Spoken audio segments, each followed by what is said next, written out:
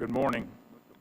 I'd like to call the Putnam County Board of County Commissioners meeting to order for Tuesday, November 22nd, 2022. I'd like to welcome everybody here this morning. I will say that it is special to have the swearing-in ceremony before this meeting. And Charles and Judge Boatwright, thank you for their efforts, and all the supervisor elections team. And thank you for everybody for coming, and for the candidates, all the candidates who ran, and for the candidates who got elected. We wish them all well. I want to welcome our new commissioner from District 2, Ms. Leota Wilkinson.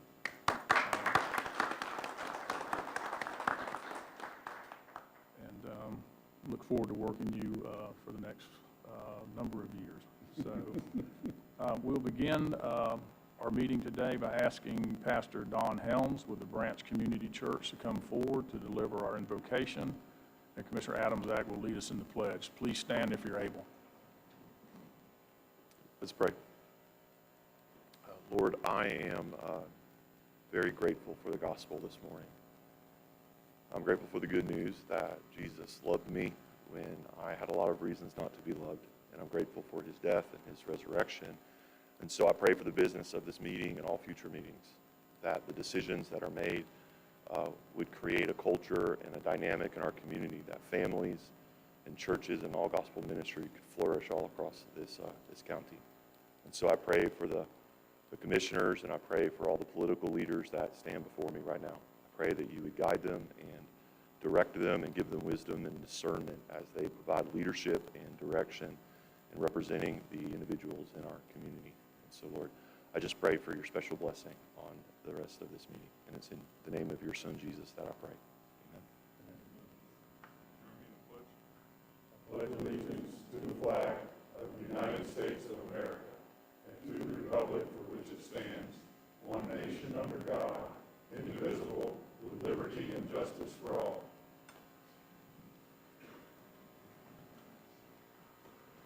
Okay. Thank you, Pastor Helms, and thank you, Commissioner Adams-Ack. Commissioners, you see on our agenda, the first item of business is approval of the minutes. Mr. Chairman, I move approval of the minutes stated in our agenda. Got a proper motion by Commissioner Harvey, proper second by Commissioner Adams-Ack. Any further discussion? Okay, seeing none, all in favor, saying aye. Aye. Aye. Opposed, same sign. Okay, item 3. This is the meeting where once a year we elect a new chairman and a new vice chair. So we will move into that section of our agenda, and I'll ask County Administrator Terry Suggs to come forward.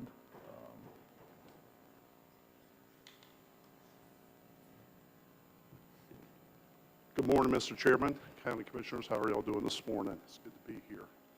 Please bear with me with my voice this morning. We are getting over that bug that everybody seems to have caught the last couple of weeks. So if the good Lord's willing here this morning, we'll get through this. As you know, this is the meeting that we do elect a new chair and vice chair. But before we do that, if I could take a moment and a privilege of the administrator to say a few things about our current and our outgoing chair.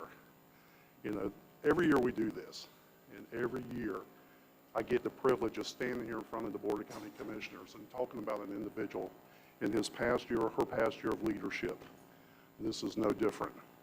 This year I get to talk about the leadership of Chairman Bill Pickens. This year, Mr. Pickens, there's been a lot of change. You know, we had Commissioner Turner sat through the year of COVID, which no one ever wants to go through that again. You know, and this year we went through 2 named storms, Ian and Nicole.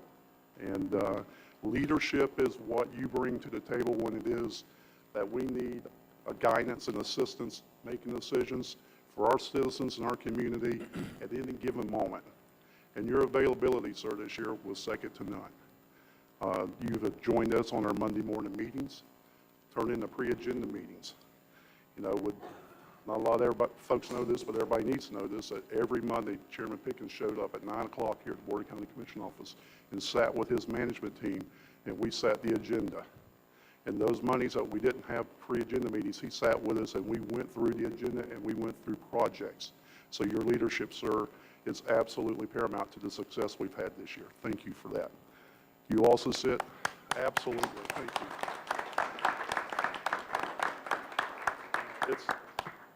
it's difficult when you run a full-time business and you make yourself available to your staff for what you've done this year, not only with our pre-agenda meetings on Monday, but with SHIP and AHAC. Those meetings have been sometimes long, arduous, but they've been great meetings, and your leadership as chair is the reason for that. You said that's the chair of the Park and Recs Committee. Again, another Monday afternoon meeting that you bring yourself up here for every day. We can't thank you enough for your availability. And for the time that you spent with us at the EOC, during the storms. I hope that it was enlightening, and I hope that you understand the process of what it is that we do there, because it is a full-time 24-hour service once we get into that mode and we activate our EOC. And we got great leadership at the EOC with Director Grimes and his staff, Chief Hutchison, and Ms. Gee. You can't ask for a better staff out there. And Danny and Stephen have done a wonderful job out there. But just having you in the room and having you present there meant a lot to us, and we appreciate that very much. I remember this is our second stint together, sir. You did this 4 years ago, and you and I had a lot of conversations. They always usually start out with a text message that goes, "Hey, do you have a minute?" And, those will come in the mornings, those will come in the evenings, those will come on the weekends. It doesn't matter. Because one thing about Chairman Pickens is when he's got a question, he's going to find out the answer. And Chairman, communication has always been one of those things that we are proud of, and we thank you for taking that opportunity to be a part of that and to reach out to us whenever you needed something and ask the question. That's how we find solutions to problems. So thank you for that. But I want to finish this by giving a quote. And it's not a quote of anyone in particular. It's just something you and I talked about 4 years ago. More than once, you and I had a conversation, and things were tough. And you said to me, "Mr. Administrator, I just feel like I'm in the sophomore slump." Okay? And I told you then that, no, sir, you weren't. You were doing an outstanding job. I'm going to tell you, sir, 4 years later, you're a Hall of Famer in my book. And I thank you for all that you've done.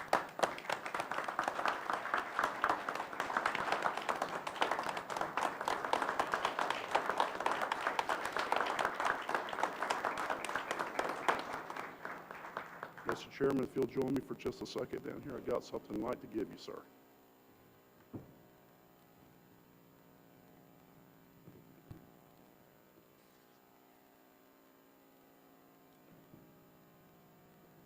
Mr. Chairman, it says, presented to Robert W. Pickens, Jr., in appreciation of effective and dedicated leadership as Chairman 2021 through 2022, presented as 22nd day of November 2022. Putnam County Board of County Commissioners. And what I would like to add to that, is also to all the staff of the Board of County Commissioners, thank you for everything that you do for us.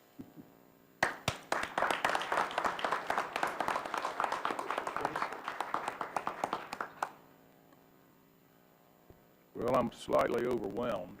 I figured I would get a plaque or a gavel. But the things that were said, I'm not easily come to a tear other than if it's my grandchildren or something like that. But I did. I am truly grateful. Each year that I've been a commissioner, it's been a challenge. Commissioners, y'all know, and you're about to find out. From budget to retaining employees to taking care of citizens' requests, it is a challenge. And I want to say for the commission, I truly enjoy working with you every day. I'm proud to be part of this commission. Administrator Suggs, thank you, and for your team, the executive team, and all the employees of Putnam County. And you see it, we see it every day because we're interacting with them. But when you go to the EOC and see the transformation of employees switching roles to fill a role out at the EOC, and how well Safety Director J.R. Grimes and Fire Chief Chad Hutchinson and Stephen and Danielle took care of those two back-to-back storms that created a lot of havoc in Putnam County. You just see that we have a lot of stars in Putnam County, and I'm just proud to be part of the team, as I'll say in closing. Thank you very much, and I'm truly honored. Thank you.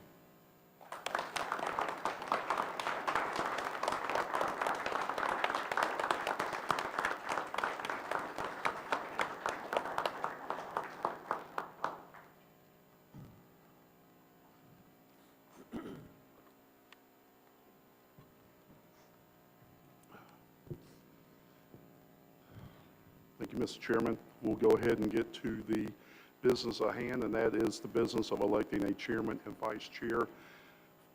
Commissioners, I have about 4 or 5 paragraphs I need to read here for the record, so if you bear with me for just a moment, then we'll open it up for nominations. As the moderator, I will open the floor for nominations. Nominations do not require a second. If only one name is placed in nomination for the moderator will ask for a motion to close the nominations and to elect the nominee by acclamation. A second to the motion and a vote will follow. If more than one name is placed in the nomination, the moderator will ask for a motion to close nominations, a second to the motion, and a vote will follow. The moderator will then ask for a show of hands in support of the nominees in order for which they were nominated. The moderator will acknowledge the newly elected chair, and the same procedure will follow for the election of the vice chair. So at this time, Mr. Chairman, I will open up the floor for any nominations for chair. Mr. Moderator, I'd like to nominate Mr. Terry Turner for Chairman of the Board of County Commissioners. We have a motion on the floor to nominate Commissioner Terry Turner for chair. Is there any other nominations? Move nominations cease. Move nominations to cease. At this time, we'll go ahead and make the motion to nominate or approve by acclamation. All in favor? Aye. Aye. Okay. In the second for that motion, I apologize. I should have asked for a motion in a second. I make the motion to nominate Commissioner Turner as the Chairman of the Board of County Commissioners. Do we have a second? I'll second it. Very good. All in favor say aye. Aye. Aye. Thank you. And congratulations, Chairman Turner.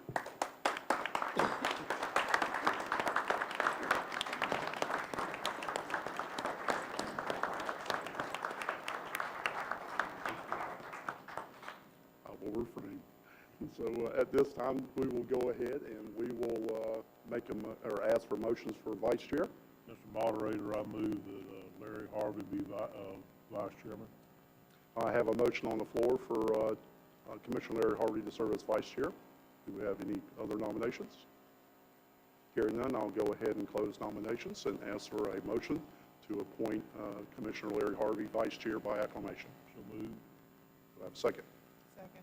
Second, thank you very much. All in favor say aye. Aye. Any opposed? Thank you, Commissioner Harvey. Welcome, and look forward to serving both you, Chairman Turner, as well as you, Vice Chair Harvey, for another year. Thank you. Mr. Chairman, it is now your meeting, sir. Thank you. I'd like to have a 3-minute recess to start with. Thank you.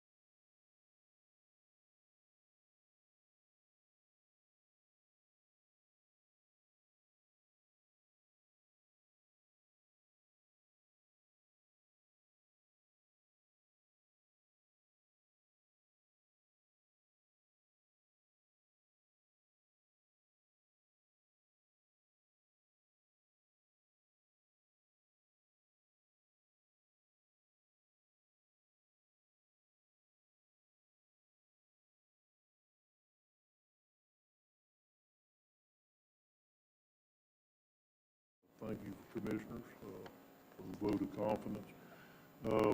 We're going to move right into our planning and development portion of the meeting, which was actually slated on the agenda for 9:05.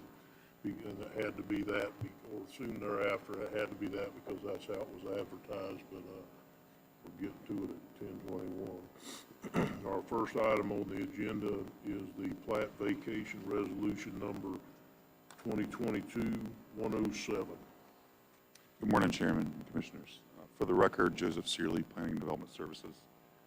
This is an application to vacate a portion of the Ridgedale plat recorded on April 22nd, 1927.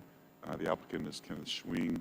The location is the Ridgedale subdivision located east of North Mooney Road, immediately west of the Palaca shopping mall along Hudson Street. Future land use is urban service, and the zoning district is residential single-family R1A and residential R3.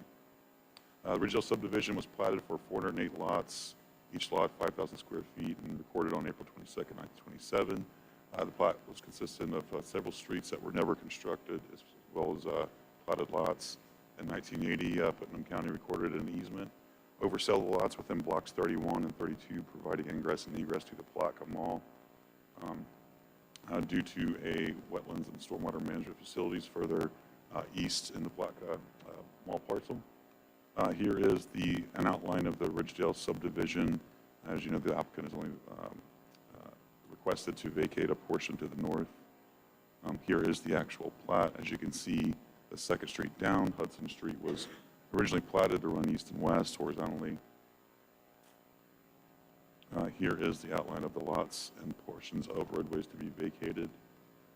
Those lots in blue are the ones to be vacated, and as you can see on this map here, Hudson Street was platted to go east-west. However, there's a portion of Hudson that became an easement back in 1980 prior to subdivision regulations, which is why we did not replat this portion.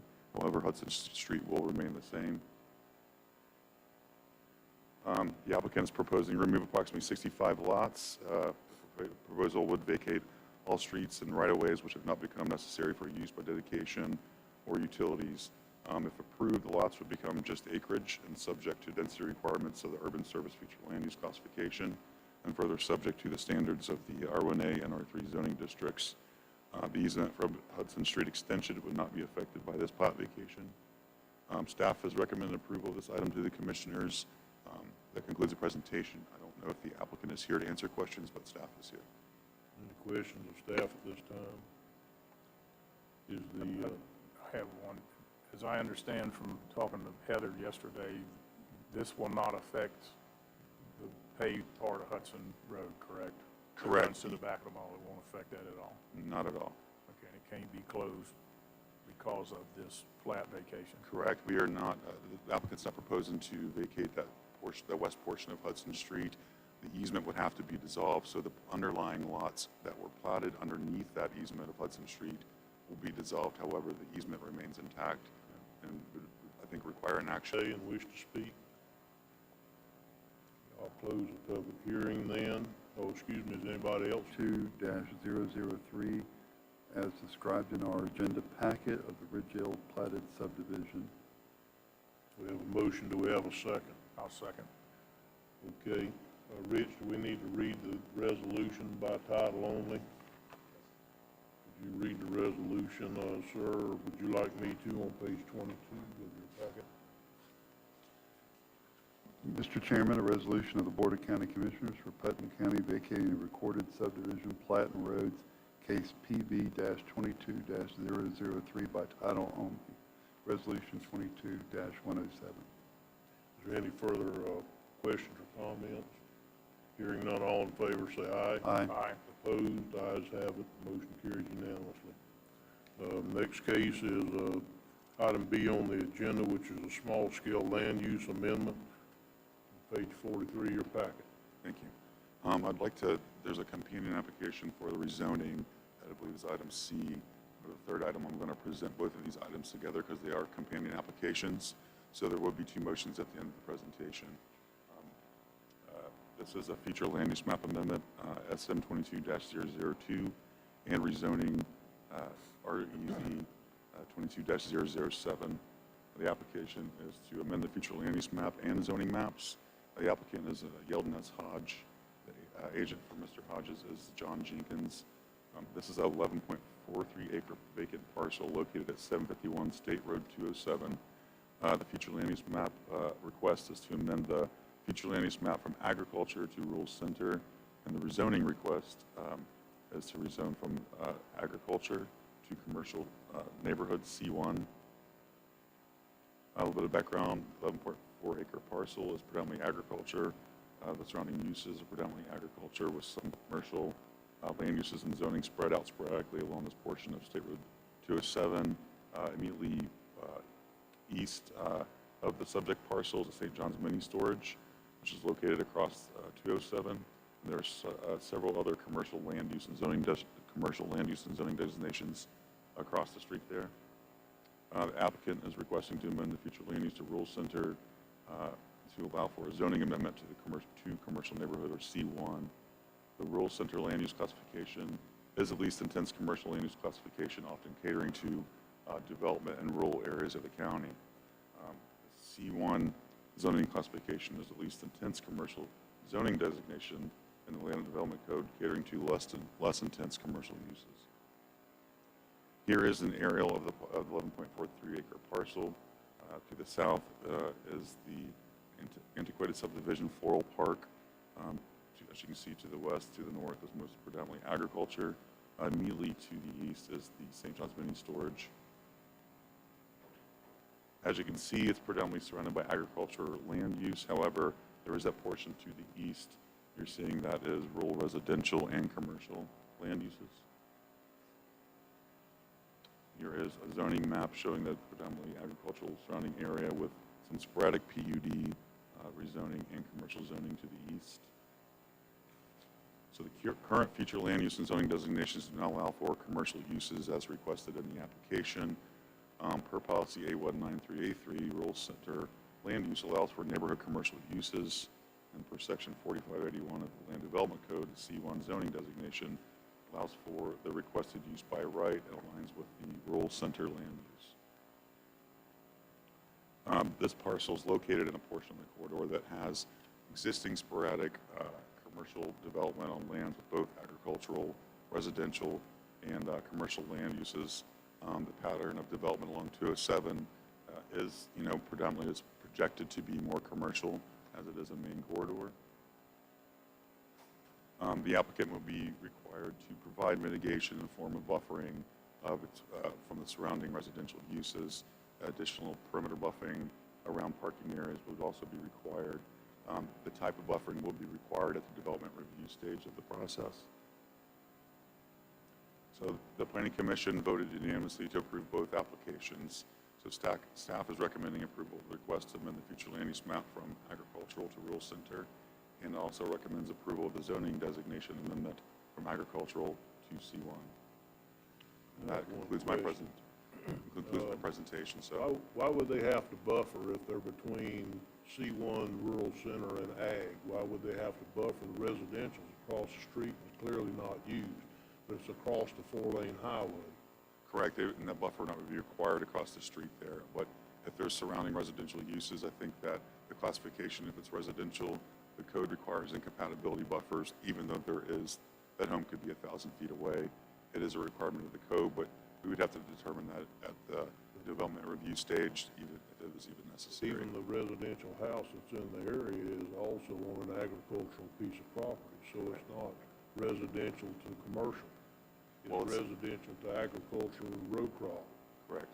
And that would be determined, we'd have to determine those uses. If it was residential in nature, then, or more agricultural in nature, then probably a buffer wouldn't be required. Is there any other questions of staff at this time? I have just one. With this particular zoning C, when it gets to the C, maybe I should ask it in the second part, but I'll go ahead and ask it now. Will they be able to have items stored outside of this building? I don't believe in the C1 because it is the less intense commercial zoning designation classification. So I don't know that outdoor storage, I believe that's commercial intensive and required. I'm not sure, like, they sell hunting and fishing supplies, which maybe get into maybe small boats and things like that. Would they be able to leave them outside? So Overnight, I don't believe they would be able to leave them overnight continuously. However, if they wouldn't, I'm sure they could sell their goods and items outside in the C1. move them back inside. Okay, thank you. Any other questions of staff at this time? I'll open the public hearing. Is there anybody that would like to speak in opposition to this application? In opposition to a zoning application?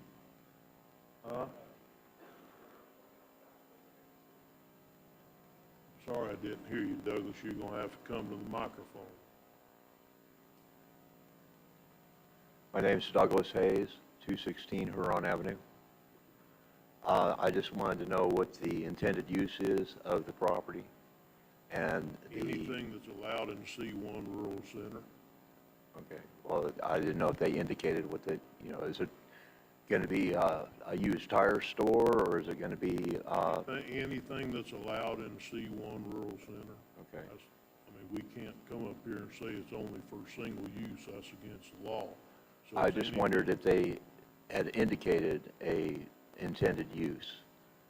The second thing is that when there was application, the surrounding citizens, did they respond, and what was their response? Well, I don't know if they responded to any of the planning. Did you have any citizens in the planning commission show up against or for? No, sir, we did not. We also send a public notice out to all properties within 300 feet of the subject parcel. So surrounding parcels were notified. Staff received no letters of opposition or emails or any correspondence. Mr. Harvey? Thank you, Mr. Chairman. That was a question I had for staff. When I first became a commissioner here, I was kind of told that we're not really supposed to know what's going on the property, just it fits into that zoning district, and I appreciate you saying that, because it is important that we make decisions based on land, not on usage in some cases. So if it fits the land use, then it should fit the zoning, and that's what we do. So thank you for saying that, Mr. Chairman.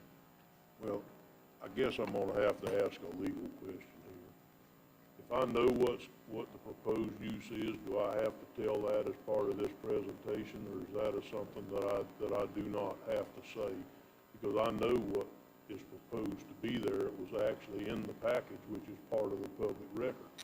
So it's entirely up to you. I'll tell you that. I think your first comment was really on point. It's not something that personally I would suggest that you make as part of your analytical decision-making process, because even though a current property owner may have an intended use, think of how many times we've seen residential developments fall through, and then whoever purchases the property may have a different use, which is why, again, what you said was correct. Look at what the permitted uses by right are, and not necessarily what one particular intention is, because that literally could change tomorrow. Okay. Well, I will make the comment on that, that having a rural center in C1 out there where you got a mini-story warehouse across the street and a commercial that they could build a shopping center on just towards Hastings from that, I don't see any impact on this whatsoever for the area, and especially with the planning commission unanimously taking it on both applications. But is there anybody else here that would like to speak for or against this application? Seeing none, I'll close the public hearing and ask the board for a motion. Mr. Chairman, I'd like to make a motion that we approve this application in our packet, that it's consistent with the comprehensive plan and LDC. We have a motion and a second to approve. Now, we're going to have to do these one at a time, even though they're tied together, I believe. So, with that being said, the first one, there wouldn't be a resolution on this, would there? Okay. So the motion, how it's presented, will be suitable. Okay. Is there any further discussion? All in favor say aye. Aye. Aye. Opposed? Ayes have it, motion carries unanimously. Okay, the next one is the following case, which is the same case that just goes for the rezoning on the same piece of land. Chair will entertain a motion. Mr. Chairman, I move approval of that rezoning application. We have a motion and a second. Is there any further discussion? All in favor say aye. Aye. Aye. Opposed? Ayes have it, motion carries unanimously. Okay. And with that, we're going to move straight into presentations. We're going, yes.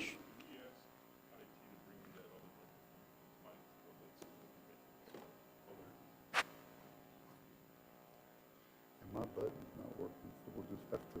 Well, for this meeting so far, I don't think this is working well at all, so if you would just do as the old-fashioned way and just kind of get my attention, and I'll call on you, and then we'll try to get some of this fixed. Also, 2 of our monitors up here aren't working, so Commissioner Wilkinson was kind enough to let me kind of share her monitor during the presentation, so we'll try to get some of that taken care of too, maybe before workshop if possible.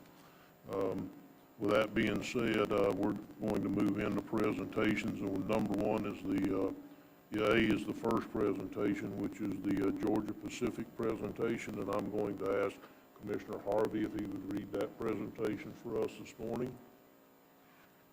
I'm going to be down at, is there anybody here today that's from Georgia Pacific for this? Would you meet me at the podium, please?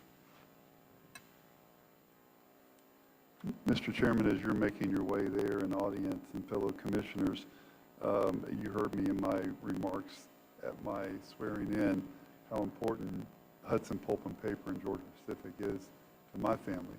So it's an honor for me to be able to read this proclamation today. Mr. Chairman, Putnam County Proclamation 2022-119, Georgia Pacific Plaque and Mill 75th Anniversary. Whereas Georgia Pacific's pulp and paper mill first began operating in Putnam County on November 5, 1947, and whereas since its operation began in 1947, the Georgia Pacific Mill has provided generations of Putnam County residents with jobs and a steady source of income to enrich their lives. And whereas economically, the Georgia Pacific Mill remains the largest private employer in Putnam County, employing nearly 1,000 employees, plus an additional 2,426 indirect jobs in the community, with an economic impact of more than $1 billion annually. And whereas Georgia Pacific generously contributes and participates in numerous community organizations such as the Education Foundation of Putnam County, United Way of St. John's Putnam, Putnam Habitat for Humanity, Rotary Boys Ranch, the ARC, the Putnam County Chamber of Commerce, and many other worthwhile efforts. And whereas Georgia Pacific endeavors in Putnam County education system has been substantial, with programs such as the Teacher and School-Related Employees of the Year Awards, All County Sports and Athletic Awards, and many grants. And whereas Georgia Pacific Scholarship Program for children of their employees has enabled numerous high school graduates to continue their education. And whereas Georgia Pacific has had a positive impact on the quality of life for all Putnam County citizens, now, therefore, be it proclaimed, this 22nd day of November 2022, that the Putnam County Board of County Commissioners hereby recognizes and congratulates Georgia Pacific in its 75th anniversary of business operations in Putnam County, and extends its best wishes for continued success in all future endeavors. Done, ordered, and adopted this 22nd day of November 22, 2022. Mr. Chairman, I move ecstatically approval of this proclamation. We have a motion and a second by Commissioner Pickens, by Ms. Wilkinson, I'm sorry. Is there any further discussion? Hearing none, all in favor say aye. Aye. Approved, ayes have it.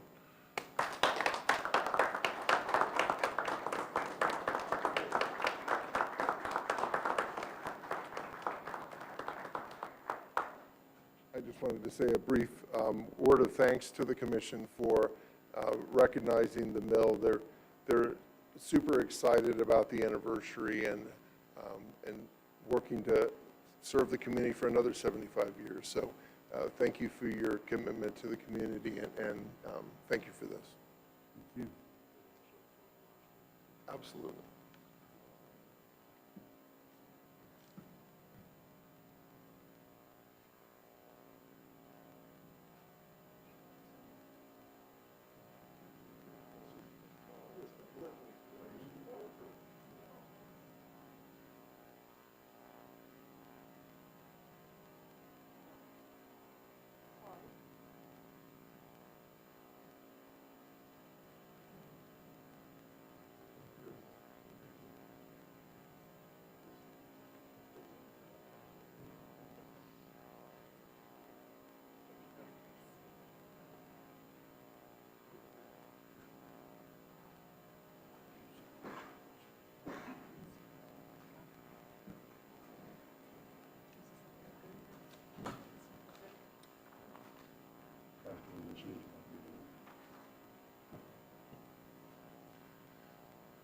Okay. We're going to continue with presentations, and we're going to ask Ms. Stella Brown to come forward with the One Book, One Putnam Committee.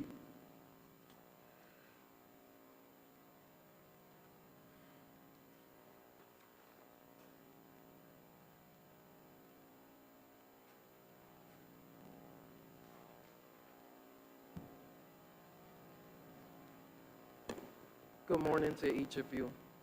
We come this morning once again with our annual book for One Book, One Putnam. And I'm going to challenge the commissioners. They have nothing to do with this, so y'all have to fault me. We have a book discussion at each library in Putnam County. I challenge each commissioner to head up that book discussion this coming year. Total silence.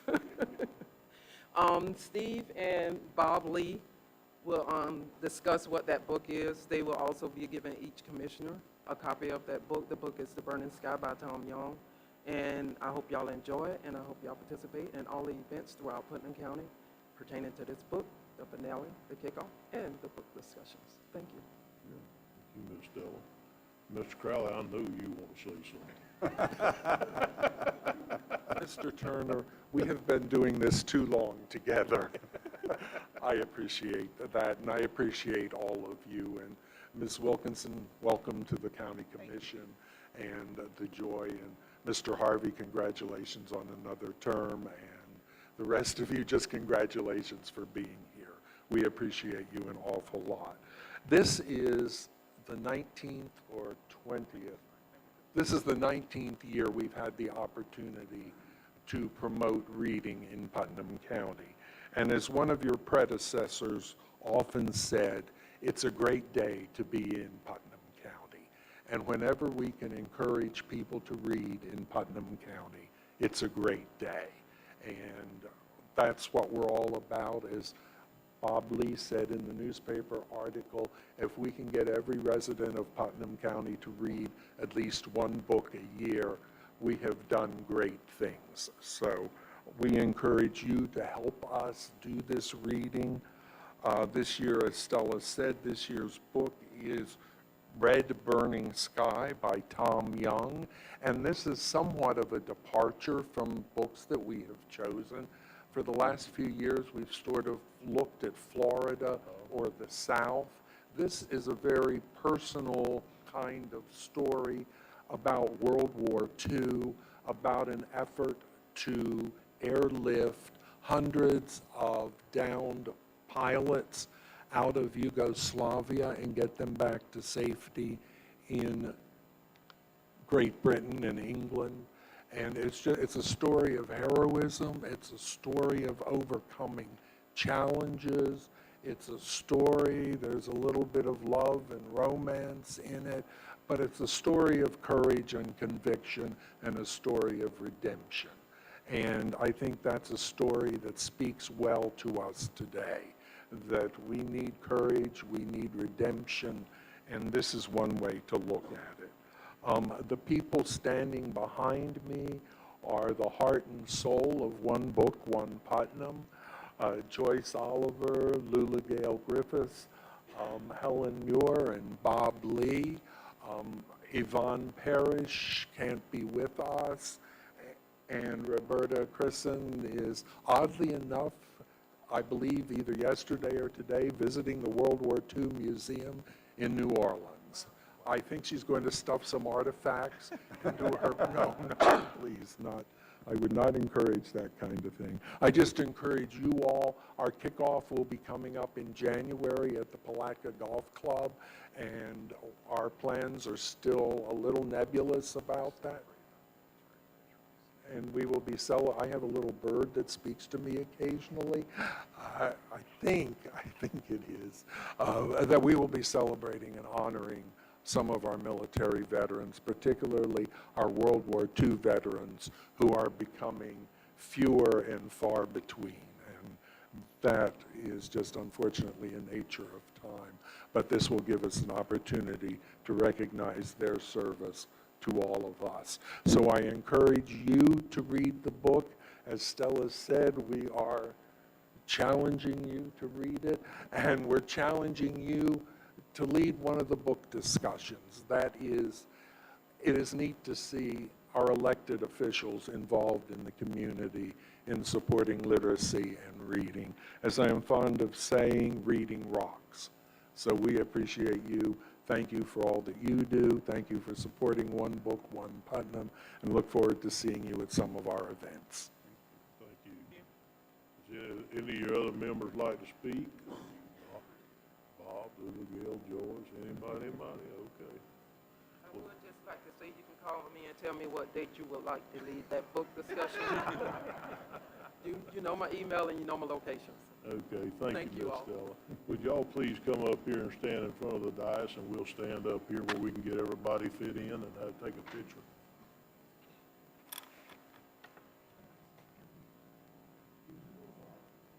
I don't think you've read the proclamation. I will as soon as we're done. Sorry about that, Stephen. But I've been the first to admit I need supervision, so thank you for that.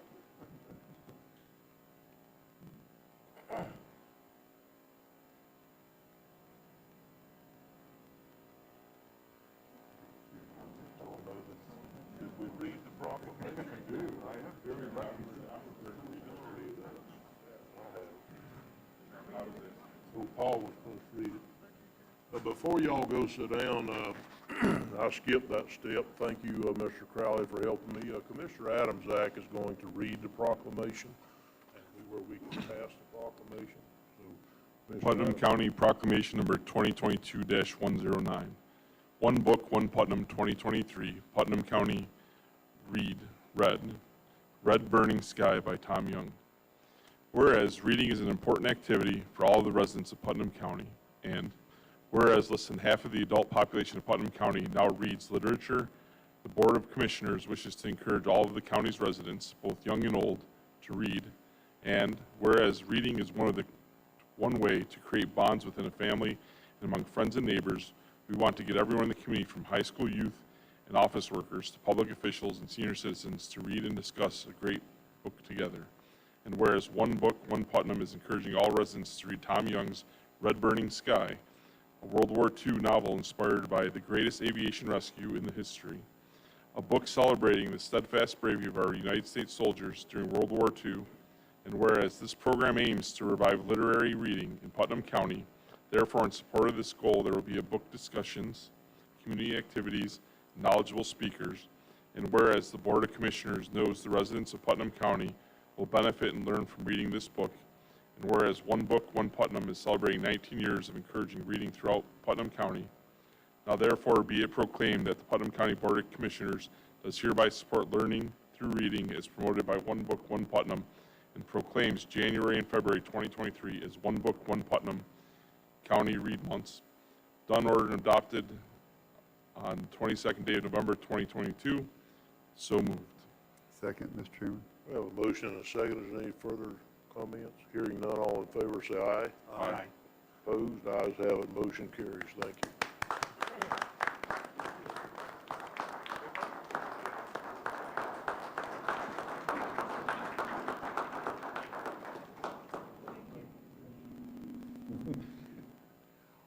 And the author will be here for the finale.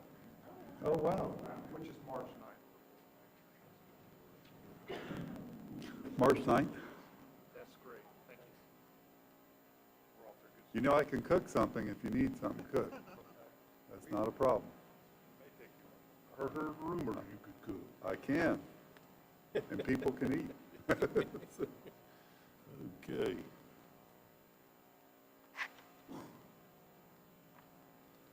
Mr. Pickens, were you able to find this out? John, represent.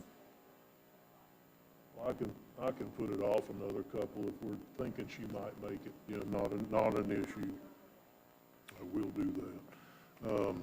So next, we'll ask Director J.R. Grimes to come forward, please.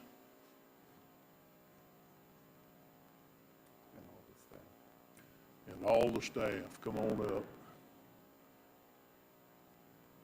Come on, guys, don't be bashful. Come on up. Gene, come on.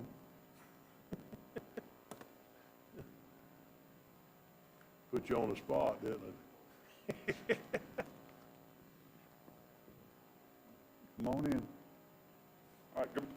Commissioners, Mr. Chairman, thank you for your time. Thank you, everybody in attendance, and thank you for our staff that were here this morning. Today's a day that you never want to do when you had to replace one of your team members. When I first accepted the job, I made a trip to Lake Como, and I talked to Chad, and I said, please just tell me that you'll at least apply for the job. And he did that. And he truly shined in the interviews, and we elected a true leader. And that's really tough to find sometimes, is just a true leader. Every time I needed something, I had people sitting right here beside me. Chief Hutchinson was one of them, that you could go, I need to get this done. He goes, I've already finished it. It's all good. You know, when we went through the storms, it's already done. You know, and it's really, really, truly hard to find a true leader. And when they define a true leader, they make few of them. And Chad is one of the few leaders that we can have inside of our community. He served us for, I don't want to tell him how old he is because he aged better than I did, but he served us for about 30 years on and off. He started as a volunteer at the Satsuma Fire Station. He left and went to Central Florida and worked for a few years, and then he came back. He went up through the ranks of battalion chief, and he retired from the county. And I knew he was being an important fixture in putting our team back together here, and he's done a phenomenal job. He has an opportunity out in front of him that he can prosper and move up in life, and I'm so tickled to death for him. When he told me he was leaving, I told him I'm proud of him, that he had moved up and he had been able to make these decisions that he was done, and I'm tickled to death. I'm going to miss him greatly. We have a tough person of our team to replace, but I couldn't say enough positive words about him today. Our staff, we're going to look for a replacement. It's going to be a hard decision, but we'll do the best we can with what we have. So with that being said, I'd like to present Chief Hutchinson with an axe in retirement that some of his staff has gotten him. So if he would step forward, please. Wow, that's beautiful. And this is an axe presented to Chief Hutchinson for his many years of service to the citizens of Putnam County, and we truly wish him the absolute best. Thank you.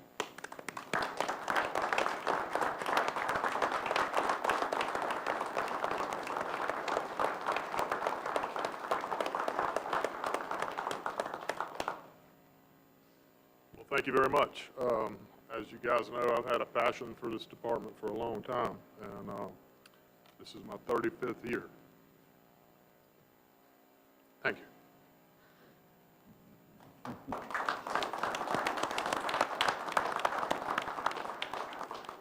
Chad. Real quick, I would be remiss as the union president to not step up and talk about our chief. From a 19-year-old man working here, first job in fire rescue, had him there to show us the ropes and just moving up the chain as all of us have done. He's been there to be an established fixture for us and a steadfast leader. Been my honor to serve under him. The testament to the people here, you heard the pagers going off, or we'd have more, but it's a busy day out there. Honestly, it's my 5th chief I've worked under. It's been my best. It's going to be hard to replace, and I know Director Grimes has a tough road to hoe ahead of him to try to fill these shoes. So as a young man that learned and grew under him and got confidence in the job that I'm a quarter of what he is in, it's been an honor to serve him. So definitely 35 years ain't enough time. Thank you, Nat. I just, go ahead, Clue. Hey, thank you for allowing us this opportunity to come up here and talk about Chad Hutchinson, Fire Chief. So since taking the position of chief over the last 2 years, Chief Hutchinson has been a great asset to this department. I believe he is the most popular chief that we've had and the most liked chief that Putnam County has had. His dedication, sacrifice, and commitment for the love of the job will never be forgotten. He has a heart of passion and concern for all members, and he has done so much over the last 2 years. You know, established the emergency operations team that the county so badly needs. He's added stations, personnel, new apparatus. He's helped with the new communication centers. And not only that, but with Director Grimes led the department during the 2 hurricanes that were mentioned here earlier today. His years of service of Putnam County of 35, it should be an example to the others. There's one thing I found out working with Chief Hutchinson and working for him is that someone is going to have to fill some pretty big shoes when he's gone. Many chiefs come and go, and there are a few great ones, but probably the greatest one of them is Chief Chad Hutchinson. And thank you for your service.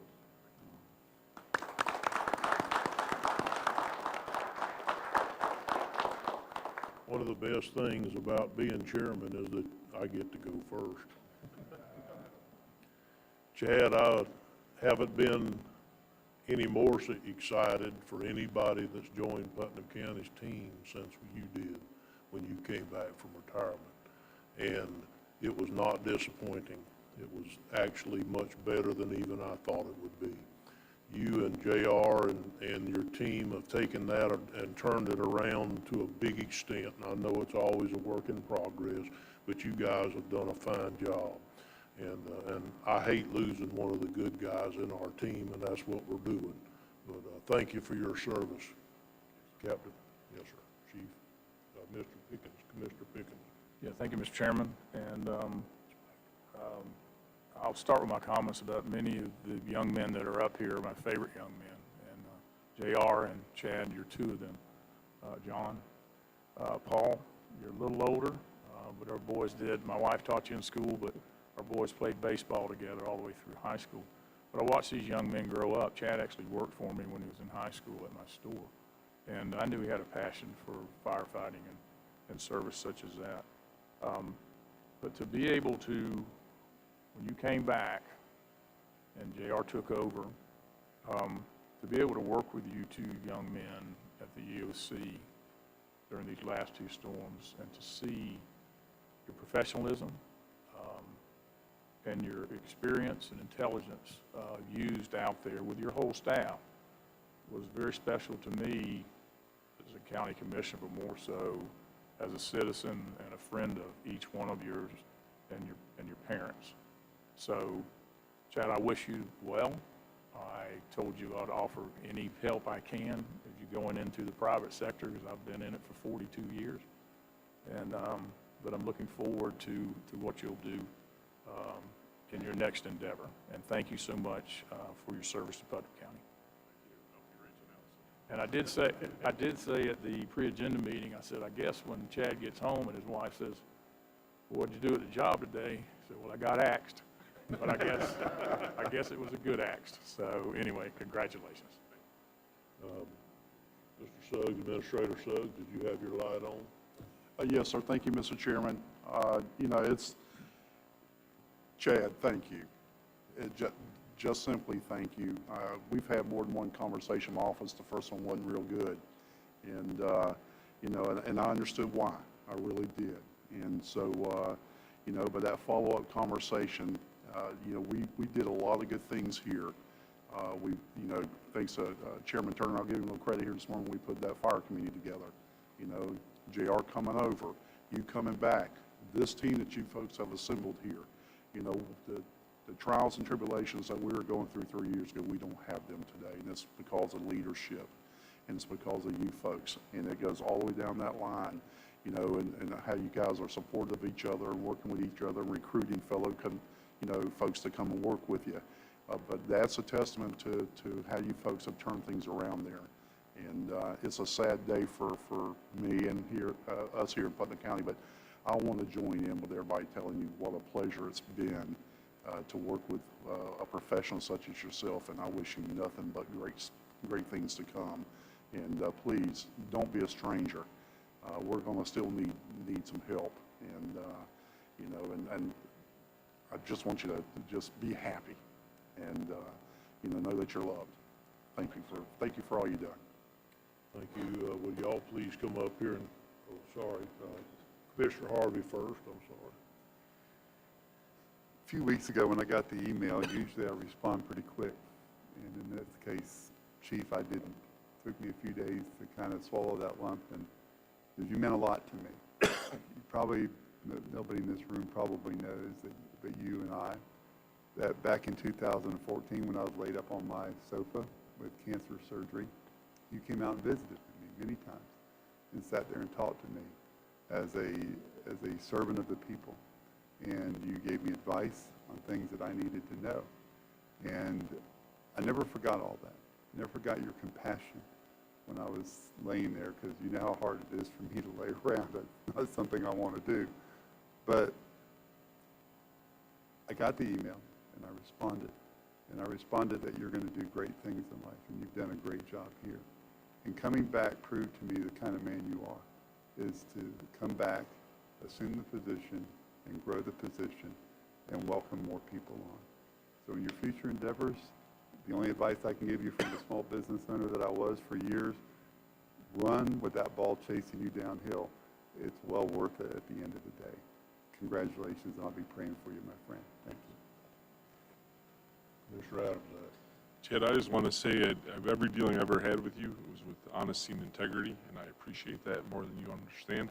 I think you're going to be extremely successful out in the other world, we'll call it, because I believe you'll run your business in that way, and that's two of the key things. And I really appreciate, even when it was things that maybe I didn't want to hear or people didn't want to hear, you always stated them as fact and the way that they were. And if they were opinion, you stated them that way as well. So your honesty and integrity, I pray to God that whoever follows in your footsteps, that they carry that same honesty and integrity, because that's one of the most important things for your people, as well as us in the position that you filled. And thank you very much for your time here. thank you. Would you like to say anything? So my first day and your last day. Yeah, right, okay. Well, I haven't had the privilege of working with you, but I certainly know of your stellar reputation you have throughout the community. And Putnam County has been better served for you being in the position you've been. So thank you for your service, and thank you for being, for your 30 years or 35? 35 years of service, thank you. If y'all would have come join in front of the dais right here where we can get a picture of everybody. And JR, please stand in front of Commissioner Harvey. He's the only one that can see over your head. You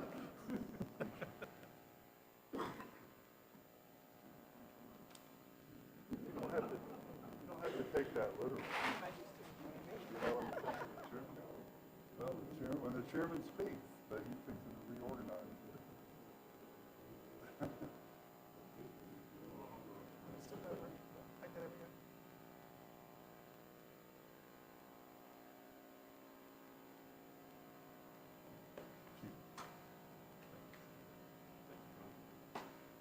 Stop your by. See you later.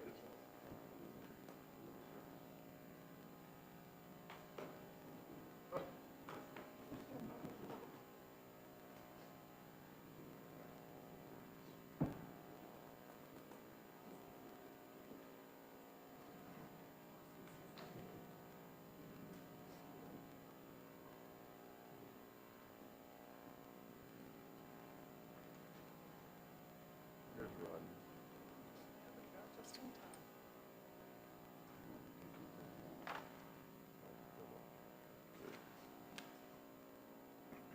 So is that who you've been waiting on? Okay, we're going to move back up the agenda to item B. And I'm going to ask Commissioner Pickens to read the proclamation for the National Hospice Palliative Care Month. Go down front. Rodney, you want to come up front? That's Rodney Phillips. Thank you for coming in on a short notice. So we thought it was scheduled, or we missed something somewhere. That's okay. Putnam County Proclamation number 2022-120, National Hospice and Palliative Care Month, November 2022. Whereas for 40 years, community hospice and palliative care have helped provide comfort and dignity to thousands of people in North Florida, allowing them to live their last months, weeks, or days comfortably with the people they love. Whereas community hospice and palliative care utilize an interdisciplinary team-oriented approach to treatment, including expert medical care, quality symptom control, comprehensive pain management as a foundation of care. Whereas beyond providing physical treatment, community hospice and palliative care attends to the patient's emotional, spiritual, and family needs and provides family services like respite care and bereavement counseling. Whereas community hospice and palliative care provides community-based palliative care, which delivers expertise to improve quality of life and relief from pain, and can be provided any time during an illness. Whereas in an increasingly fragmented and broken healthcare system, hospice is one of the few sectors that demonstrates how healthcare can and should work at its best for its patients. Whereas every year, 1.5 million Americans living with long life-limiting illness and their families receive care from the nation's hospice programs in communities throughout the United States, including community hospice and palliative care. Whereas community hospice and palliative care is an advocate and educator about advanced care planning that helps individuals make decisions about the care that they want. Whereas the Centers for Medical and Medicaid Services have pledged to put patients first in all of its programs, including hospice, ensuring a coordinated and patient-led approach to care, protecting patients' choice and access to individualized service based on a patient's unique care needs and wishes. Now therefore be it resolved that the Putnam County Board of Commissioners do hereby proclaim November 2022 as National Hospice and Palliative Care Month and encourage citizens to increase their understanding and awareness of care at the end of life, discuss their end-of-life wishes with their families, and observe this month with appropriate activities and programs. Done, ordered, and adopted this 22nd day of November 2022. Mr. Chairman, I move we adopt this proclamation. Second. We have a motion and a second. Is there any further discussion? Seeing none, all in favor say aye. Aye. Opposed, ayes have it. Motion carries unanimously. Congratulations.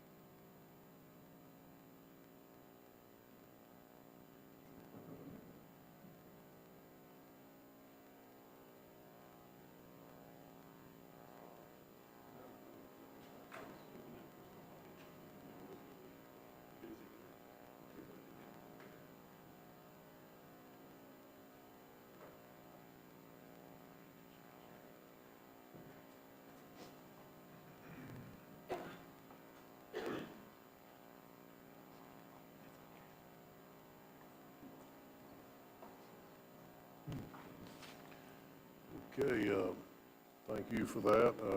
And we're going to move down the agenda to item E, the countywide project update by Deputy Administrator Daniel. Thank you, Chairman. Would the commission like a 5-minute break?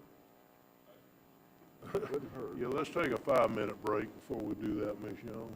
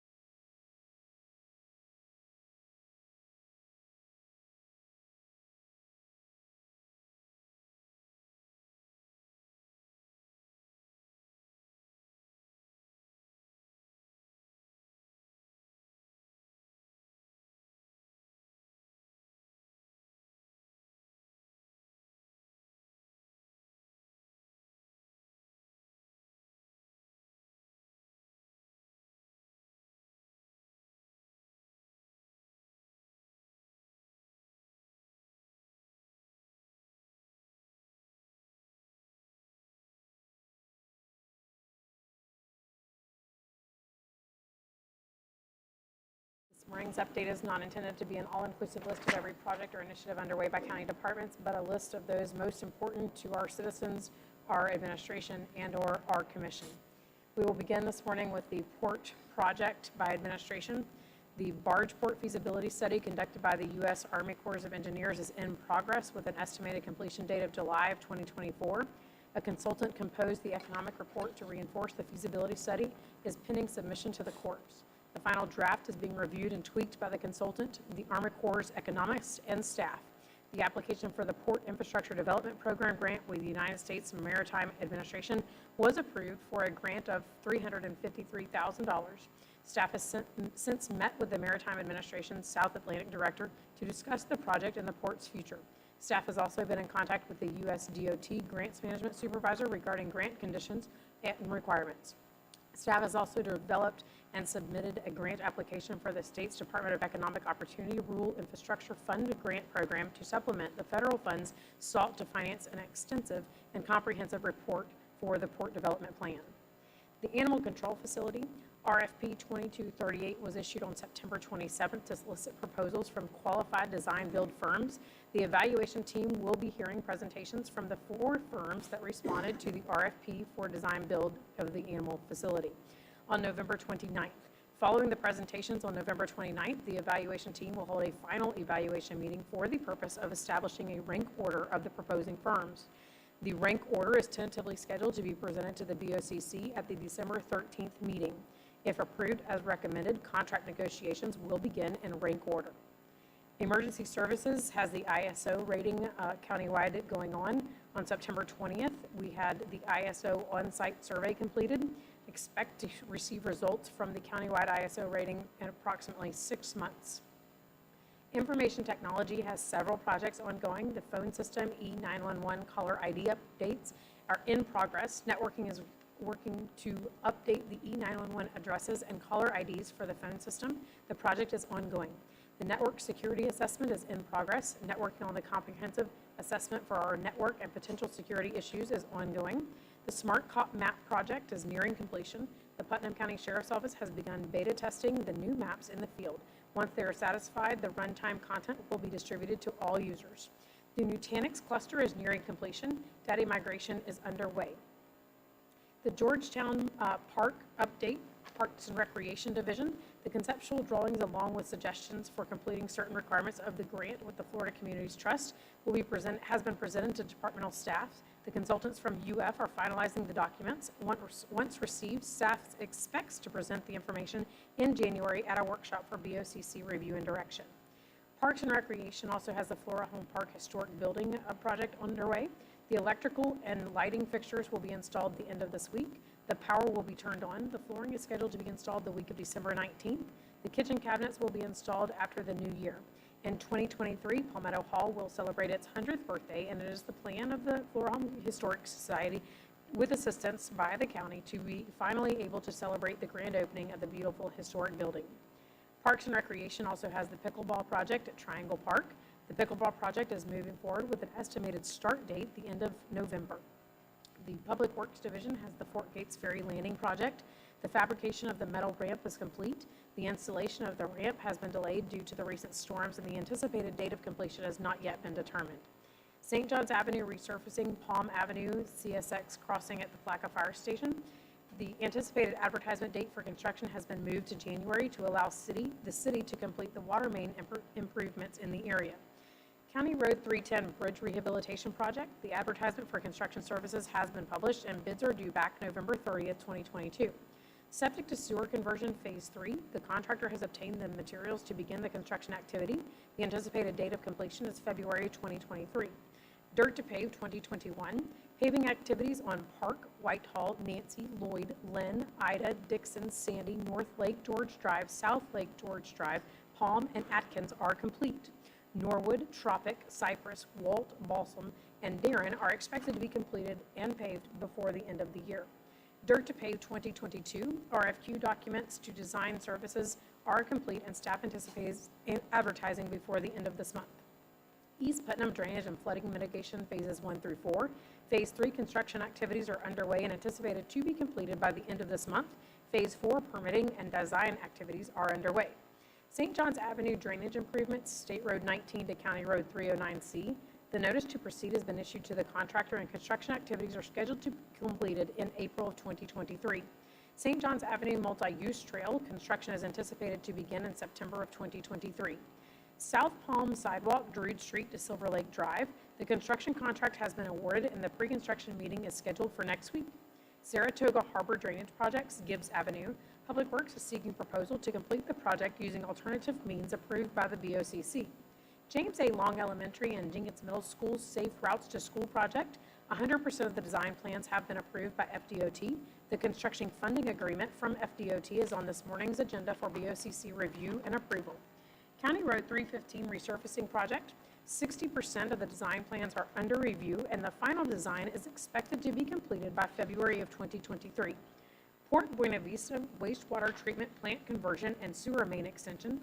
The executed funding agreement from St. Johns River Water Management District was recently obtained to provide additional funding for the project. The advertisement for construction services has been posted and bids are due December 27th. Paradise Point sewer hardening system and generator installation. One bid was obtained to complete the project and coordination with FDEM is underway for additional funding considerations. County-wide guardrail installation repairs and replacements. The pre-construction meeting has been completed and activities are anticipated to be completed April of 2023. Countywide road resurfacing project 2022.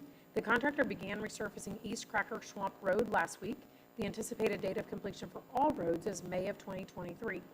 Countywide striping project. The contractor has completed the work and the final punch list items are being addressed. East Palaca Septic to Sewer Project Phase 4. Public Works is coordinating with the designer of the existing sewer infrastructure to obtain the required specifications to advertise this project. Countywide bridge repairs 2022. The pre-construction meeting has been completed and activities are anticipated to be completed by April of 2023. East Palaca Water Plant Retrofit Project. The project is underway. Barden Ranchette Road resurfacing project. Bids have been obtained to complete the project. Staff anticipates presenting this item to the BOCC for discussion and award in December.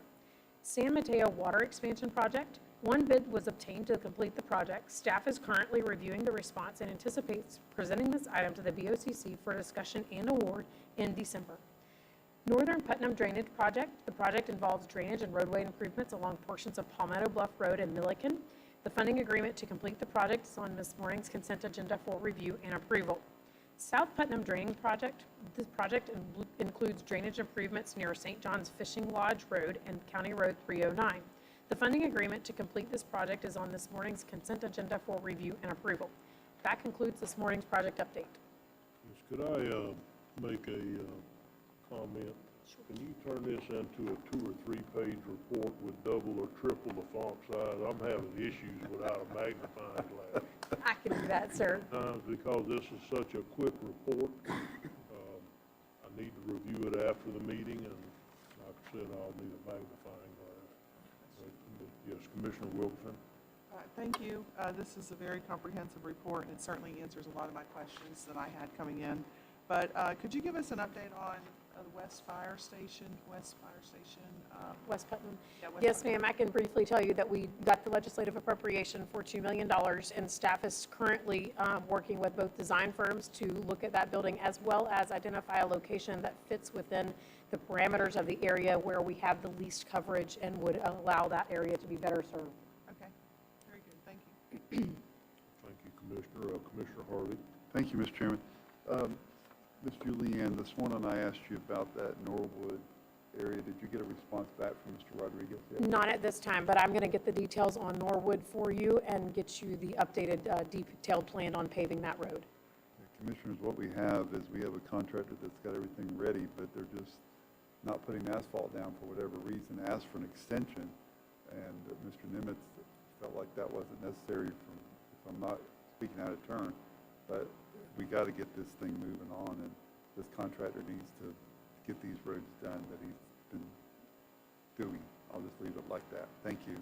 Thank you, Mr. Julian. Yes, sir. May I ask, is it the same contractor that we were having the issues with out off Carlin? Yes, sir. Okay. And I'm assuming y'all have something in the works to talk to them about. Yes, sir. We'll leave it there for now then. Yes. On the fourth item, 1, 2, 3, fifth item on the list of Georgetown Park, Yes, sir. could we schedule that on a workshop sometime in like maybe the December workshop? I would like to have an update on it. The only part that I want is whether or not they have the Parks and Rec Committee and Mr. David Jordan. has decided that it is or is not a proper place for a boat ramp. Because if it's not, or if we deem that it's not, then we need to not start holding money for some project that's never going to come to fruition. So maybe we need to move harder on the other option, which is the DOT property up there at Dunn's Creek that we all talked about. And so that was our first shot at it. Was we had agreed as a board, we had agreed that we'd try to do Crescent City at the Georgetown Park if it was able. But I'm understanding the water's real shallow there and that there's some wetlands we'd have to mitigate and some different things. It may not be a viable option, I just don't know. And if it's not, we don't need to be holding on to that money. We need to go on and try to press forward on the DOT property off of Dunn's Creek, which in my book, would be second to that one.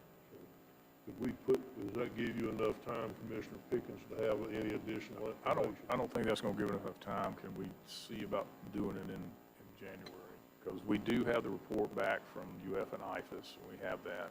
But I think we need to, like you say, drill down to see if it is feasible, to do that and what will be involved and whether it's going to be dredge or something like that. So probably in January. Be shoving you too much if we did it the first meeting in January. I think we could probably get that put together. If you need to put it off again, if you would contact staff, then we'll try to accommodate you.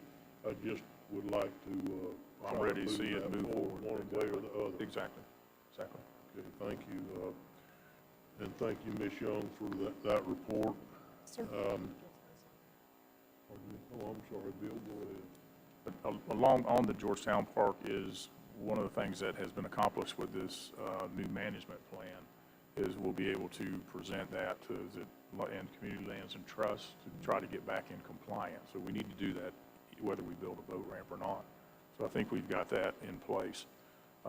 Julianne, on the animal control shelter, so if I understood, the evaluation committee will review the bids, okay, and then you'll select one, and that'll come back to us on the yes, first sir. meeting in December. The evaluation committee is already reviewing those proposals. We received 4. And then each of those 4 firms will make a presentation to that evaluation committee on November 29th, next week. And then following those presentations, based on the proposals and the presentations, the evaluation committee will score them. They will give them a grade. And then we will present to you a rank order. So not just the top, but we will put them in order of firms that the evaluation committee has graded to be of best value to the county in order. And then if the board approves the recommendation of the evaluation committee, staff will begin negotiating with that top-ranked firm to determine if we can, in fact, reach a mutually agreeable contract.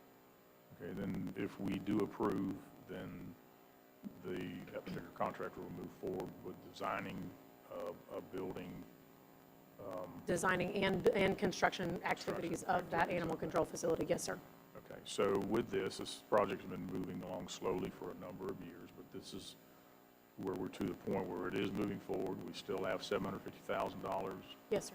Set aside for this. The property has been selected. The borings have been done. Yes. So this is the next step, and it's moving forward as fast as it can. Yes, sir. Okay, because I had Ms. Jenny Oakwood reach out to me about this, and there's a lot of citizens concerned of where we're headed with this, but I think we're moving forward about as fast as we can. And I told her, I said, I can't speak for the whole commission. I said, but I do believe that each one of us, and I don't want to assume for Ms. Wilkinson, Commissioner Wilkinson, is that she would be for moving this forward. So I think we've got the board support. So, okay, yes, thank you for the update. Yes, sir. Any other, we'll move on. The lights aren't working this morning, so if anybody needs to kind of wave me down or like you, give me a little sock in the arm when Bill wants to speak over there. So good. We'll move forward with a public comment on agenda items. This portion of the agenda is designed to allow citizens an opportunity to bring matters to the attention of the board. It's not reasonable to expect the board will engage in debate or deliberation about matters on which the board has received no prior information. Please limit yourself to 3 minutes. Public comment cards are conveniently placed in the back of the meeting room, and they don't have to be filled out. We would appreciate if they did. This is for agenda items only. Would you like to make a comment, Mr. Hayes? Okay, on about an agenda item. Okay, please come forward.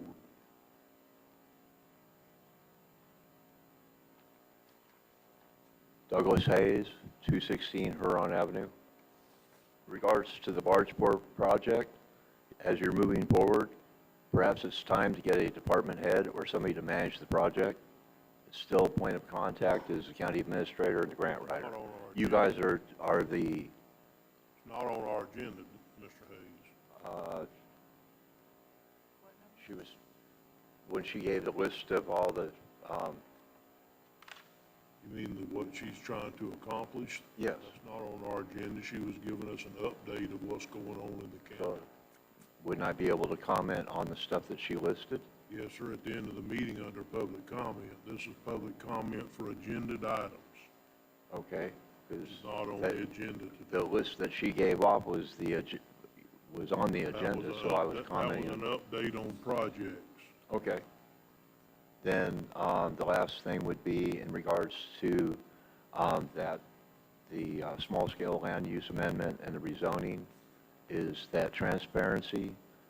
When the applicant That's not on our consent agenda either, Mr. Hayes.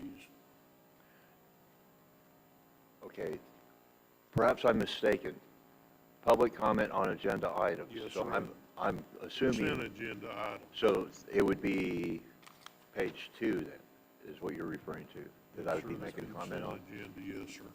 Okay, so it's not on the stuff that you had just discussed? Already passed, you mean? Yeah. No, sir. Okay. But- Then I'll sit down and wait my turn. Yeah, Thank you. We'll do it at public comment when I have your card here, when it's Yes. public comment on all items. Yes, sir. Thank you. Thank you, Mr. Hayes. Okay, is there anybody else that would like to comment on the consent agenda items?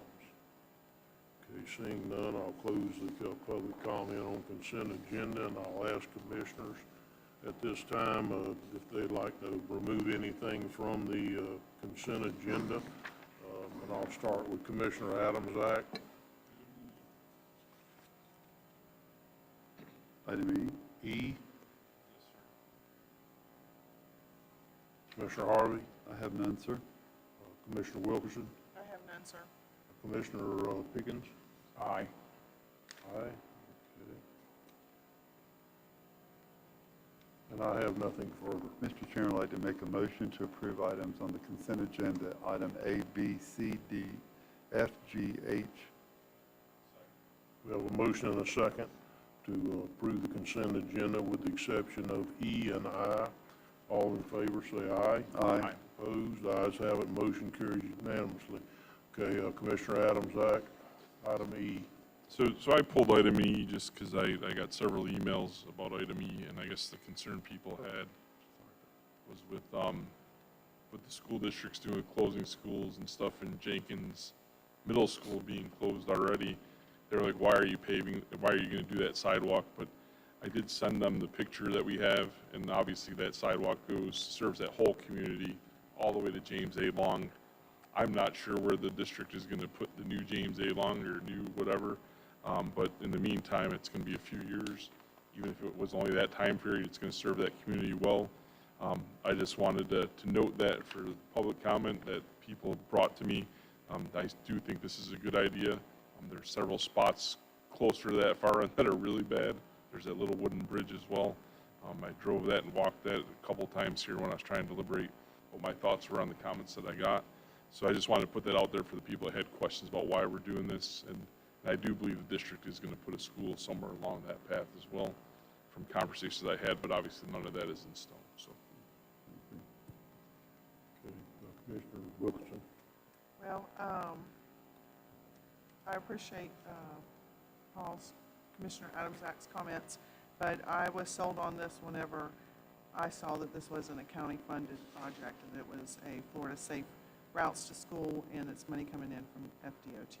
So anything that we can get in, I'm all for getting in funds from the state and federal government to help improve our county. Thank you. Commissioner Adamsak, would you like to make the motion to pass that? I make a motion that we pass item E. Second. Have a motion and a second. All in favor, say aye. Aye. Opposed? Ayes have it, motion carries. Commissioner Pickens, item I. Thank you, Mr. Chairman. Just a little history on this for Commissioner Wilkinson, is this vacation of this portion of Bass Drive was presented a couple years ago by Mr. Cartwright. And the day, we were actually back in Zoom meetings then, so we were Zooming, and there was some opposition, which was kind of a surprise. There was opposition there, so we did not move this forward. Mr. Cartwright decided to pull this until just a few months ago, to where it came to the board again and was going to go to the public hearing process for the same ask of the vacation of this particular portion. And the county felt with our county attorney that it wasn't 100% clear who owned this strip of land, this road. So we were able to do title searches, which took a lot longer than we thought. So it came back that the county does own this. So I just want to make a statement that this is just to move this forward, to move it forward to the public process, to where people would be notified and noticed, and that there would be a public hearing, I believe, on January 10th, where citizens could come and speak for or against this. So I just wanted to make that clear, and there will be opposition for this vacation. So, and if there's any questions. Ms. Wilson? Thank you. Thank you, Chair. So when we as the county obtain these kind of easements or right-of-ways, does the county pay public dollars for them? From what I understand on this particular one, that it was just dedicated to the public. It was dedicated through a plat? There are instances where the county could pay for an easement, but in this particular, all research indicates that there were no monetary dollars that were spent in recording this easement. Okay, that's what I wanted to know. Thank you. When we discussed this at workshop, one of my questions at that time from the attorney was, could we declare this excess property and put it up for sale? Right. We were not able to do that by way of our attorney. He said that the only thing we could do is either keep it or vacate it, because it wasn't platted road for a subdivision that the county owns. So those, I think, my preference would have been to declare it surplus, but we can't do that. So. That makes total sense. Thank you. Okay. All right, with that, I'll make a motion that we accept item I. Second. We have a motion and a second for item I. All in favor, say aye. Aye. Opposed? Ayes have it. Motion carries unanimously. Okay, we're going to move down to code enforcement for a fine reduction case, number 2020-00514. Come on down, Mr. Moore.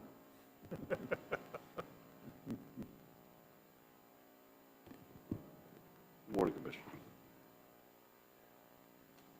The address is 1505 South State Road 19. The property owner is Yo Gonzalez. The violation was unsafe structure. The original fine amount was $13,412, and the total cost of enforcement action is $1,616.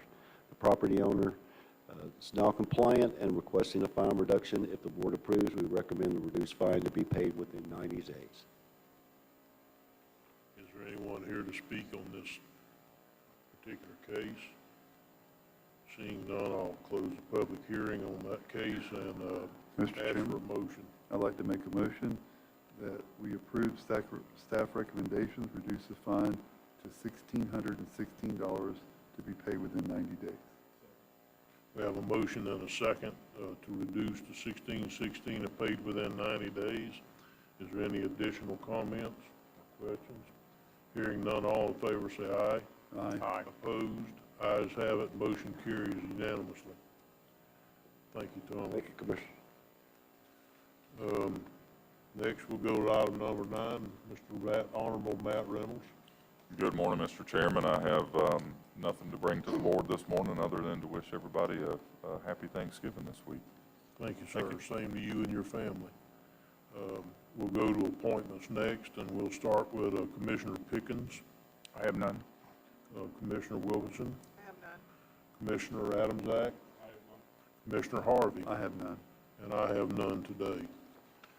Okay, that being said, we'll go to public comment on miscellaneous items. Same spiel as before, please hold your comments to 3 minutes. Mr. Hayes.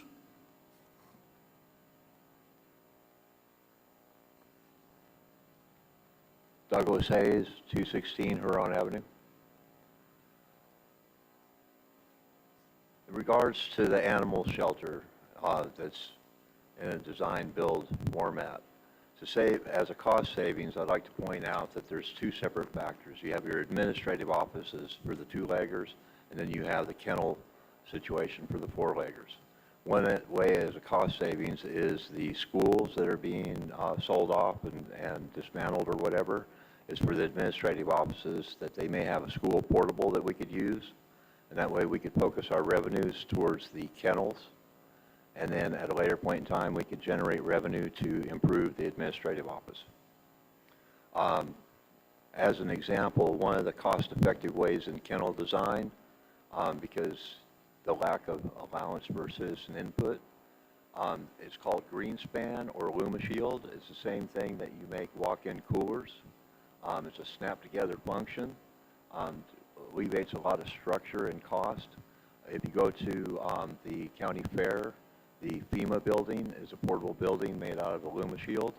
And it's roughly, I'd say probably 1,500 square foot. They put it up in 3 days. Costs about $50,000 bucks. Where the drawback is that has an actual canvas thermal insulated roof versus they also make an LumaShield roofing design too. Okay, the next thing, now that you have new leadership and it's a new term, I'd like to point out that it'd be a good idea for a rebrand and make up your mind. We're legislated as animal services, but they run around with animal control. But the mainstream of society is those are our family members. And if you look at Jacksonville, the largest no-kill shelter in the United States, or one of, it's Animal Services and Rescue. Get it straight. I've been telling you for almost 6 years now in regards to licensing, education, and enforcement. Hypothetically, if we have 75,000 citizens in the county, and let's say there's 60,000 dogs, at $5 per license, that's $300,000 revenue for operating costs. Since you have not made any decision to educate and enforce, we have a loss of almost $1.5 million of revenue operating costs. It'd be a good time to go to our veterinarians and make it one-stop shopping. I actually went to a brick and mortar to vaccinate my dogs with that idea, and they had no idea what I was talking about. The other thing, to educate you as far as Mr. Harvey had presented during a forum that we were a no-kill shelter. We're legislated as a kill shelter. We're a member of the No-Kill Shelter Coalition. I think that we need to legislate that we're a no-kill shelter. It really doesn't change the price of coffee. The times that we euthanize are when they're extremely aggressive dogs and case scenario. Once again, it falls under the mainstream of society. The location choice. You're about to wrap it up, Douglas. You had 3 minutes. The location choice was by the Citizens Advisory Board was a piece of property by Triangle Park, where the leadership had chose to put it next to the jail with the idea that the prisoners might get some type of certification in the vet tech and veterinary assistant program with the idea to obtain employment. But if you've got a criminal background, you are not going to get certified. And even if you did, on an employment basis, would a veterinarian want to hire somebody who has a criminal background that's going to be theft, abusive behavior, or drugs, versus somebody that led a good life and got the certification? The best for the reduction of recidivism is horticulture. Thank you. Thank you, Douglas. We're going to move down to the administrator's comments, county administrator's comments. Yes, sir. Thank you, Mr. Chairman. Just joining everybody and wishing everybody a happy Thanksgiving this week, but we got a couple of things that we probably ought to put on our radar for the next meeting. And one of those is your December 27th meeting, and the date that it falls the day after the Christmas holiday. So it's been customary that you folks will make a decision of whether or not we're going to hold that meeting. Not we can discuss that at the next meeting and make a formal notification one way or the other on that. And secondly is, Will there be any advantage to you to do that today? It doesn't really matter if we do it today or next time. it would be an advantage just to go ahead and let everybody know and make that decision so we can put the notice out that the Board of County Commissioners will only hold one meeting. That would take a board motion and vote, wouldn't it, to just, Yes, sir. to just cancel the second meeting in December? Yes, sir, it would. Mr. Chairman, I'd like to make a motion that we cancel the second meeting of the Board of County Commission meeting in December. We have a motion and a second to cancel the second meeting in December. All in favor, say aye. Aye. Opposed? Ayes have it. Motion carries unanimously. Thank you, Mr. Chairman. We'll update the calendars with that new information. And secondly, and the last thing that I have this morning is, first of all, welcome Commissioner Wilkinson to the dais. And, and thank you for the phone calls that I've received so far, and I look forward to that communication continuing and building that rapport. Like I told you the other day, we're problem solvers, and we can't solve them unless we know about them. So please continue to reach out to us. That would be outstanding. And now that we do have a new elected commissioner, we got a couple of vacancies on some committees that the former commissioner sat on, and we'll get those. I've asked Laura to pull me a list of those committees so we can bring them to a workshop for discussion so we can look at who might want to fill those seats in the future. Mr. Chairman, that's all I have. Thank you. Thank you, Mr. Suggs. Next, we're going to go to county attorney. Do you have anything to add today, Rich?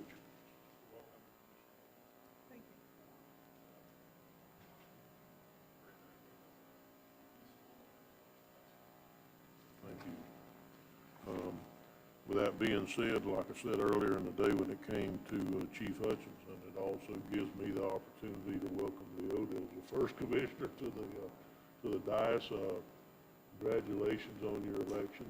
We really look forward to working with you with your experience, knowledge, and what goes on in the state. I think you're going to be a very well-added addition to Commissioner Harvey, who works hard up there too whenever he gets that opportunity. So I want to certainly welcome. I know it was an election that at times became very ugly and uncalled for. So I'm glad you hung in there. I'm glad you kept Eugene out of jail. But again, welcome to the commission. I look forward to serving with you. And with that, I'm going to move commissioner comments to Commissioner Adams-Ack. Yeah, I'd like to welcome Leota Wilkinson to our board as well. Congratulate you, Chairman, and Vice Chair Harvey on your new leadership positions. Obviously, Chad has been a resource here for 35 plus years. He's an example of a local person that stayed with it. He needed to leave for a little bit and come back, but that's what we need more of here as far as our employees, and that is people local as much as we can possibly get to recruit locally. I think that'll help in our retention and whatnot, and I think he's a great example of that and a true leader that we had. I'm going to leave my comments at that, and have a happy Thanksgiving, everyone. I think it's going to be a blessed week, and hopefully the weather holds out through all of it. Thank you. Thank you, Commissioner Adams-Ack. Commissioner Harvey. Thank you, Mr. Chairman. Do you want to echo welcome Commissioner Wilkinson? I'm still getting used to it. Wilkinson, okay, Commissioner Wilkinson. I said it on the radio this morning, so I said it the first thing, so we're good to go. I do want to say I've got a complaint from a Mrs. Thigpen over the weekend about some loud music at the fairgrounds. I guess there was some party that moved from one location to another, but I don't know much about it, so we can talk about it later and find out. That's not a problem. I had actually reached out to President Dubolt of the Fair Authority and talked to him, and they're actively working on. They did hear the comments, they did hear the complaints from Ms. Thigpen and others, and that they're trying to address it. They thought they had it addressed a few months ago, and we haven't had any issues from then until now. It just seemed like they were told that they couldn't play loud music after, I think it's 9:30 at night, but they just completely disregarded it and cranked it on up. So J.R. Newbold Jr. said that he is going to take it to his committee to try and try to come up with some kind of a penalty or something if you violate those rules, instead of just telling you that you can't do it. So the Fair Board is actively working on that as we speak. Thank you. Thank you. Today, something really neat is happening. A few weeks ago during the storm, FP&L reached out to me, and I had a concern. We were without power for 24 hours in our neighborhood.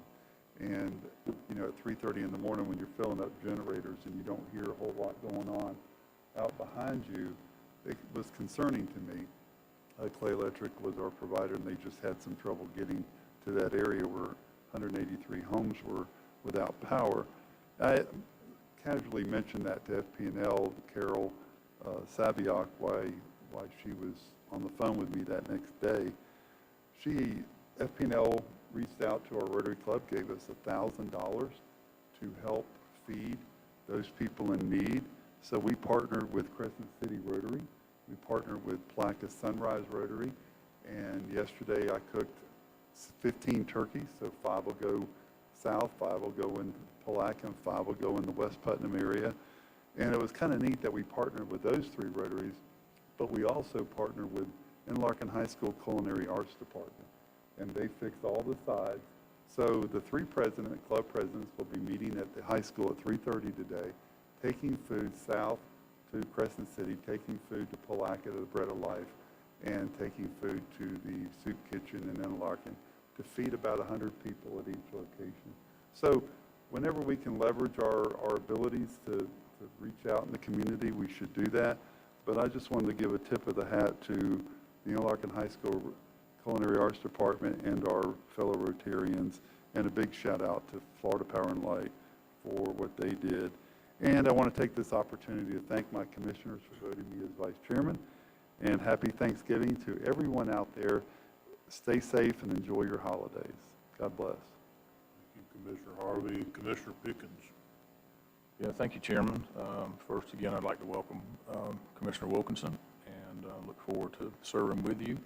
And your experience, from your water management experience to private sector, real estate, to Bobby Payne's legislative assistant for the last 6 years are going to be invaluable for Putnam County. Truly believe that.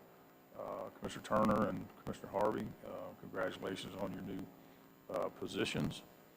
It was an honor to serve again as chairman, and I truly appreciate the recognition. Speaking of recognition, I would like to just mention Charles Overturf, Supervisor of Elections, and his team. I served on the canvassing board.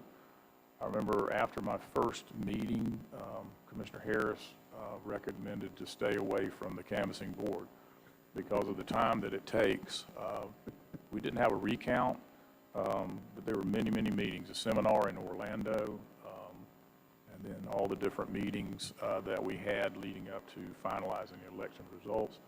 But Charles runs a very professional department over there, and it was truly a pleasure to interact and work with those people. And also, Julianne's husband, George, is the board attorney, so I got to know him just a little bit better, and also Judge Morris, who I grew up with in South Putnam. Another recognition, I'd just like to mention the West family, Ronnie and Judy West, who lifelong residents of Crescent City. Judy was an educator in Crescent City for 40 years, which is a long time to be a teacher. but she just stepped down as city commissioner last Monday when they swore in the new commissioners. And giving back to the community as an educator, as a citizen, and as an elected official. And last but not least, it was very special to have my wife sworn in today for her second term and to have Bidwell there. And today is my mother's 92nd birthday. So, Miss Della Hill Pickens, I would like to wish you happy birthday and wish you many more, and just hope everybody has a very, very safe and happy Thanksgiving holiday. It's my favorite because you don't have to give presents, and you can just join in family and fellowship and just be thankful for everything. So that's all I got, Mr. Chairman. Thank you, Mr. Wilkinson. Thank you. It's a great day to be in Putnam County for sure. A few things I want to mention. My replacement at Representative Bobby Payne's office is Shondell Goddard. She will be the new local district aide here in Putnam County, and I think she'll serve that office well. She was here earlier along with his other aide that's now in Marion County, because he's now has St. John's and Marion County in addition to Putnam and Clay. And Shondell will do great. She'll be out in the community, so when you see her, please welcome her to that new position. A couple things that I wanted to mention that we have going on in the community. I know usually Commissioner Adamczak brings up a few things, and he's always saying if you can't find something to do, you're just not looking, because there's plenty of things to do in Putnam County. The annual Christmas parade is, of course, Friday, the day after Thanksgiving, and so that starts down in downtown Palatka. We also have the Festival of Trees, which is at the Beck Chevrolet dealership, and they'll have 30 lit Christmas trees there. And it's actually, when you go down Reed Street, it's the only place that you're going to see those Christmas trees there lit up for the community. And so that starts also the day after Thanksgiving. They'll start decorating them, and then they'll sell tickets after that, and somebody will be getting a nice Christmas tree. And Open Door Church of God is hosting a Buy a Tree, Change a Life, which is a Christmas tree event that serves to raise money for local charities in our community. And we usually try to get a tree from there every year, and all of their proceeds they give back to the community. So thank them for doing that. And we just have such big hearts here in Putnam County, and I just am so thankful that people are giving and